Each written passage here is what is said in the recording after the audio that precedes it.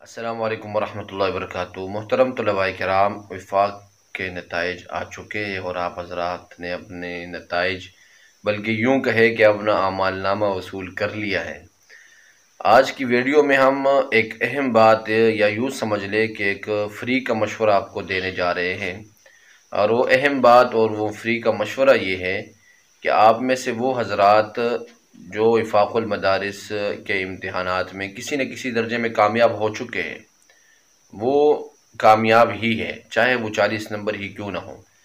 لیکن اگر کسی طالب علم کے ذہن میں یہ بات ہے کہ میں ضمنی امتحان دوں یا میں نظر ثانی کرواؤں، میرے نمبر بڑھ جائیں گے، میرے نمبر زیادہ ہو جائیں گے، تو وہ اس غلط فہمی سے اپنے آپ کو باہر نکالے۔ جتنے آپ کے نمبر آ گئے، چاہے وہ 40 ہی کیوں نہ ہو، وہ آپ کے لیے کافی ہے۔ نظر ثانی ہرگز نہ کروائیے، فری میں ہم اپنے پیسے ضائع کریں گے۔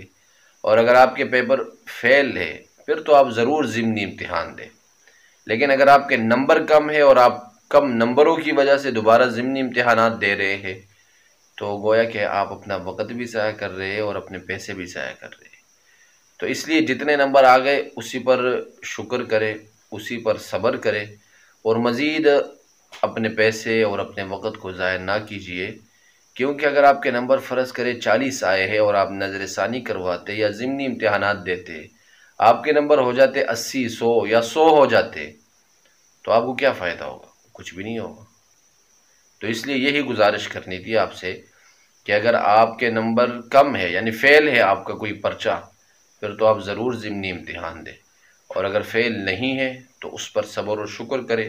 اور یہ جو نظر ثانی والی بات ہے، ری چیکنگ والی بات ہے، اس کو تو اپنے ذہن سے بالکل نکال دیجیے، کچھ بھی نہیں ہوتا۔